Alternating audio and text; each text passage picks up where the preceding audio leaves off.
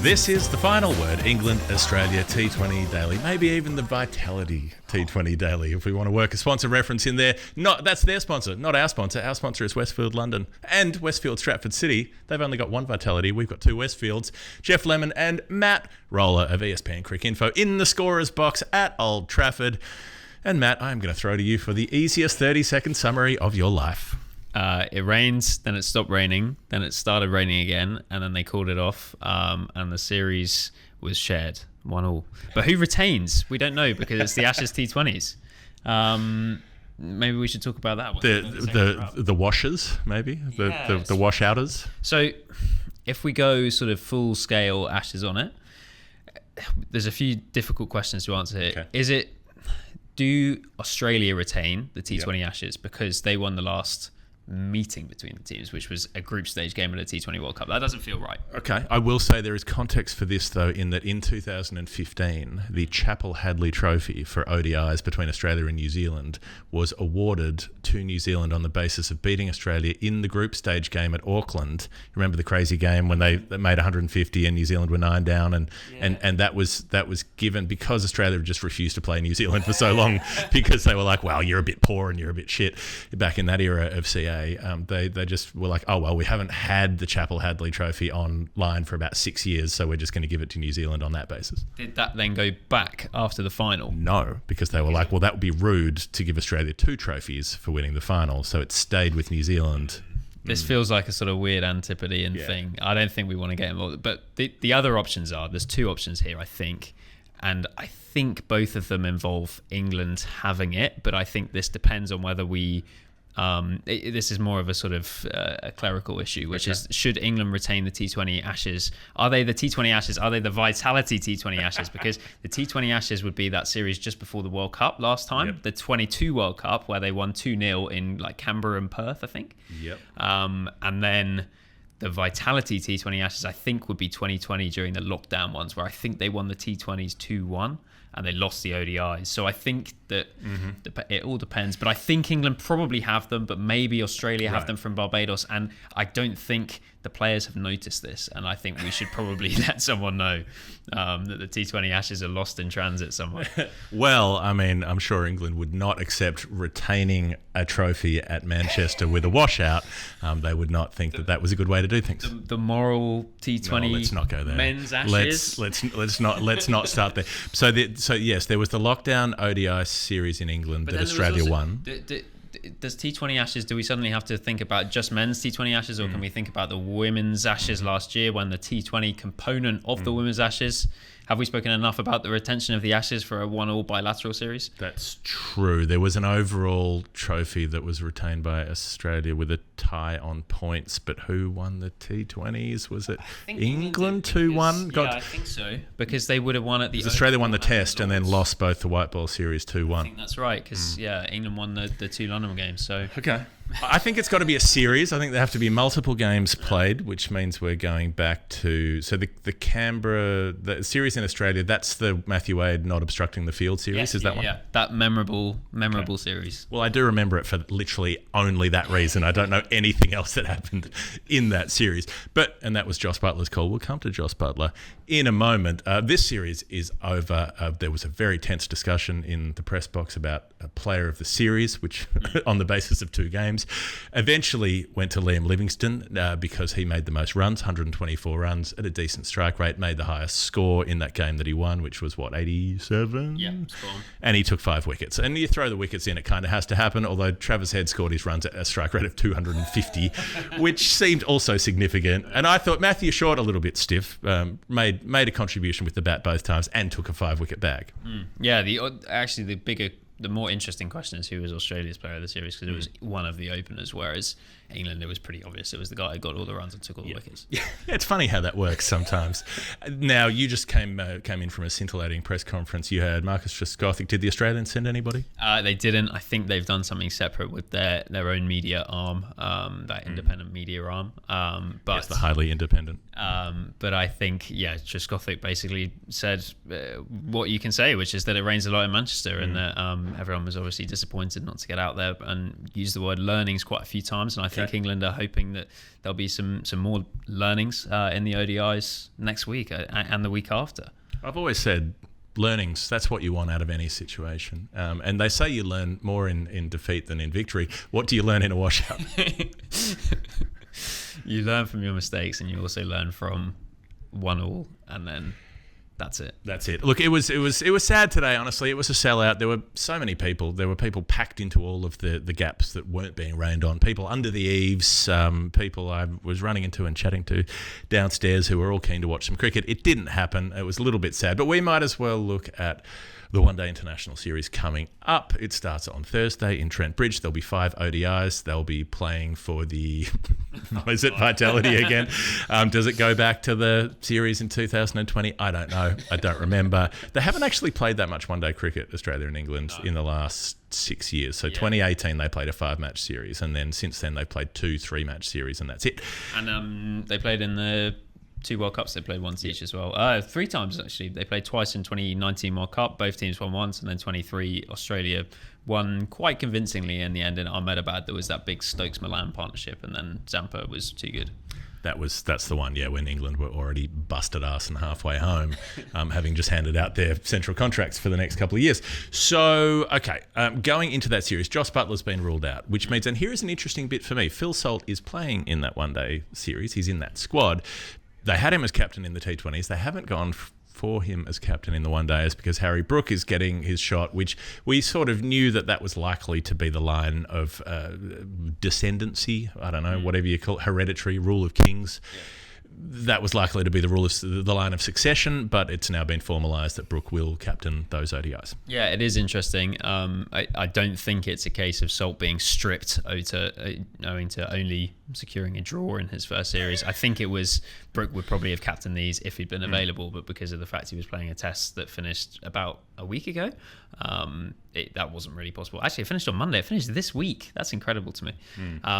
But yeah, he wasn't there. But Brooke, his captaincy debut for Salt, he'd never led England before. No, it was his first series, and it'll be Brooks' first on Thursday in Nottingham. Right. And Travis Head's first because he deputised for Mitch Marsh. So we had 2 captaincy debuts in the series. He did. The difference being that Head has captained a lot at domestic level, whereas neither Salt nor Brook has got much experience. So both of them captained in the 100 this year.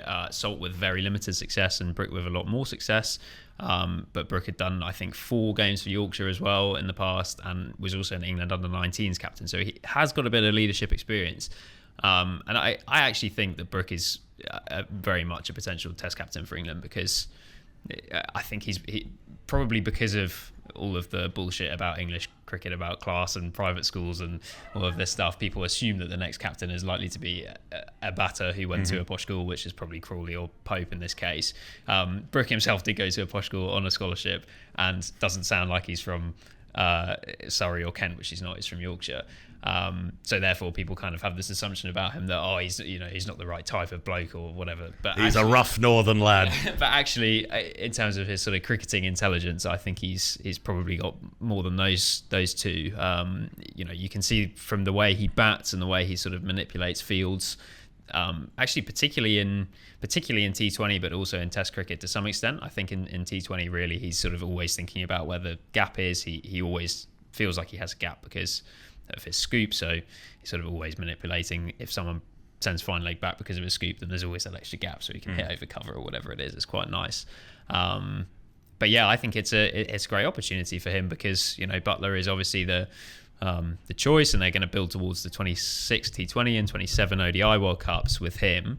But this is the 3rd time in 4 years that he's had a calf injury, which has ruled him out for a somewhat significant period of time. He's just turned 34.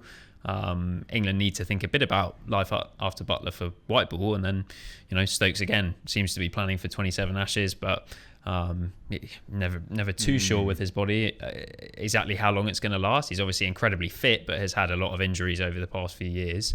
So yeah, it's a great chance for Brook to state his case really and say, yeah, I'm a genuine opportunity medium term. So we might get two ancient busted ass England captains crawling over the line in 2027, and then Brook takes both the mantles. I'm looking forward to that being the headline of your piece later. Interesting. So the England squad, they've kept a lot of the young development players that they've had in this squad, with Jacob Bethel there, Bryden Cast, Jordan Cox, Will Jacks. Those kind of players, where Australia will come to in a second, of bringing in some of the crusty old brigade. But the interesting change is that Josh Hull out, 6'7" fast bowler, replaced by Liam Livingstone, middle order batter and leg spinner, who's, on the basis of that one good innings, has skated his way into the one-day squad that he was left out of, which is curious. Yeah, it is a curious one. I think he was chatting to us the other day about the fact he felt pretty disappointed to have been left out of that squad. He did have a really poor World Cup in 2023. And clearly England are keen to get some of those test guys an opportunity in the middle order in the ODI side. So that's Duckett, Smith, and then Brook obviously is the sort of the core of that middle order, it feels like. And yeah, I suppose with Butler ruled out, he's more of a more similar role for Butler than for Josh Hull. Hull is an intriguing one. I think it sounds like he's not at this stage of doubt for the Pakistan Test tour, but yeah, it's obviously not ideal. He didn't bowl that much in that test, and it sounds like he did something to his quad, I think, in the second innings. But yeah, it's not completely ideal for him to have already gone down with an injury. Obviously, that's seems to be an England fast bowler thing, though. They go, here's our raft of new young quick bowlers, and then immediately they just drop one by one, like it's the. I don't know. Well, I won't finish that thought. But given we're at Old Trafford, should we have the Jimmy debate? Bring him back. Bring him back. The James Anderson end. Can you imagine? Anderson takes the new ball in Multan or Rawalpindi or wherever that first test happens to be. We'll find out in a few weeks, maybe. Perth. Bring him back for Perth. He's got the know-how. But yeah, it will be an interesting England side. I mean, they play so little 50-over cricket generally as a set of players because none of them play the domestic comp anymore. They've not played an ODI since December in the Caribbean, and then before that they had an absolutely stinking World Cup, as we alluded to earlier. So yeah, it will be interesting to see how they set up. I think it'll probably be Salt and Jacks at the top of the order, then the guys I mentioned there in the middle order, and but I think with the lack of balance almost with the side, because there's no longer a Moeen Ali at number 7, and obviously Stokes isn't part of this squad. I think they're going to have probably Bryden Cars at 7, which is going to be it's going to be a longish tail. Could Bethel do a 7 job? So you could have Bethel at 7 with Livingston at 6, and him, Jackson, Bethel being the second spinner. So that might be it if there's a sort of a flat pitch and they just go 2 spinners and have 30 overs of seam. But if they want the option to bowl 40 overs of seam, then they've got to have Cars at 7, I think. So yeah, that'll be an interesting one to try. I mean, we might not see any of these games because it is late September and it might just piss down for 2 weeks. Who knows? Yeah, we're doing a rain pod today. We may not do 5 more rain pods if it rains for all the rest of the ones, but there is enough to talk about today. Australia, this is interesting because they're bringing back a fair bit of the established guard. They've got Steve Smith coming in, Marnus Labuschagne coming in, Glenn Maxwell coming in, Mitchell Starc coming in. So they had more emerging players in the T20 squad, didn't use them, as I talked about, that odd thing of preferring Stoinis and David to bat ahead of Cooper Connolly instead of giving him a hit. He doesn't get an opportunity here because of the washout, and that's it. He's not in the one-day squad, so we haven't seen what he can do with the bat at international level. They've got Ben Dwarshuis has come into the one-day squad, but that's as an injury replacement of an injury replacement of an injury replacement, and with Cummins being rested, so Starc and Hazelwood there with him. And then in terms of the sort of emerging players, it's only Aaron Hardy is there, and what they've thrown in, I've gone totally blank. Yeah, Matt Short and Jake Fraser-McGurk. They're the players, the less experienced players. Not that Short's a young player, but those who've played a lot less Australian cricket, who will presumably get opportunities here and there, but there won't be a huge amount if they're picking Smith and Labuschagne in the middle, if they've got Maxwell coming in. I mean, most of the spots are taken up by the established players unless they deliberately make calls to leave some of those players out or rotate those players through the 5 games. Yeah, I guess one of the interesting questions, and I don't think Australia have confirmed this either way, but is who's going to open with Head, because obviously Warner is gone since the 50 over World Cup, and I guess there's quite a few different ways they could go. You could have Short again. You could have Marsh. You could have. Is it completely beyond the realms of possibility they could go Smith, given what he's done in the Test team? It could have Fraser McGurk. Could have Green. Yeah, it could get proper funky. They could leave Head out entirely for because he fancies a rest, or if the illness is sweeping through the camp or whatever it might be. So. I think it'll be interesting to spot. My inclination anyway with Australia bringing some of the big guys back, obviously Stark is in this squad, Maxwell as well, is that their squad for this series will look a lot more like what their Champions Trophy 25 squad will be than England's. I think England will probably end up bringing back Root and Stokes, for example, for that Champions Trophy, because there is a big block for them next year without any Test cricket, unusually between January and end of May. Whereas, I think Australia are near enough at full strength. Maybe the exception being Cummins. I can't think too many others who aren't in this squad who they would pick. That's about it, really. With Cummins coming back from the rest. That's pretty much their World Cup lineup that they had. Let's go to what will be a very brief final word Hall of Fame. The Hall of Fame brought to you by Westfield, London, Westfield, Stratford City. If you want something more exciting than watching rainfall in Manchester, you can go to London. You can go to Gravity Max, where everything is happening all the time. You can get on the go-karts. Doesn't matter if it's raining. It's pretty sure it's indoors. Most of it's indoors. You can play. You can get in the gaming pods and play video games. You can get in the karaoke booth and sing. You can get along to it's not quite in Gravity Max, but the rock climbing wall. That's definitely indoors, so the rain doesn't matter there. You could do the karaoke version of the video that Adam and I did from the SCG many years ago when it rained for 3 days straight and we just sang songs about rain. You can do that if that's a thing you want to do. Westfield, London, Westfield, Stratford City, more extra, less ordinary. Hall of Fame. I don't know if this is true or not. I'm not going to swear to it in a news sense, but I did hear a rumour that some of the Australian camp were confident enough about today's outcome that they played the rain card last night and we're probably a little the worse for wear today in some quarters. I saw that I think 5 of them were at Man City v Brentford yesterday in hospitality. So obviously the professional thing to do is to have a sparkling water and maybe a pre-match meal of some pasta, but who knows, maybe a couple of them had a drink or two.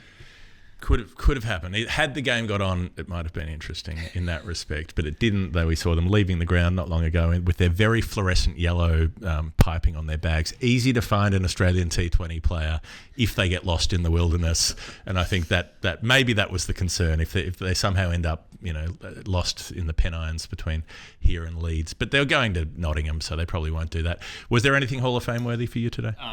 There was an extremely long interview with Joss Butler in the pod with Owen Morgan and Nick Knight, which ended with Knight sort of speculating about the idea that there might be some cricket today and what will the guys be doing, etc., etc. At which point Butler seamlessly and in a way that proved a couple of things. Firstly, that he's nailed on for a media career if he wants it after. Secondly, that every English cricketer actually wanted to be a footballer but didn't quite make it, plugged and said, to be honest, I think all of us are going to go in there and change the channel from Sky Cricket to Sky Premier League and watch Spurs Arsenal. At which point the last remaining viewer of Sky Cricket who hadn't already switched over to Spurs Arsenal thought, why am I still watching Sky Cricket, watching Nick Knight speak to Joss Butler? And went over and watched a famous Arsenal win at 3 Point Lane. There we go. Well, something's... This is a safety announcement. Vehicle movement has not been authorised and there should be no vehicle movement anywhere on site except in car park 3 at the rear.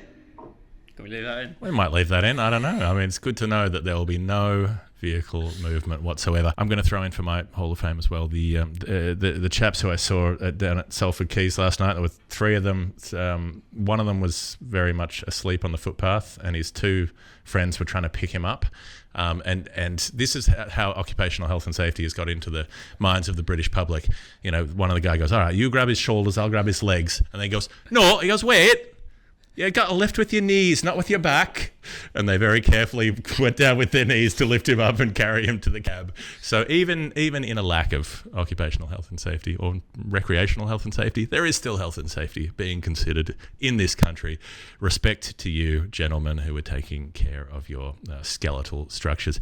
That's it. It rained all day. This is the final word. England, Australia Daily. The end of the T20 series. We've got 5 ODIs to come. Can't wait.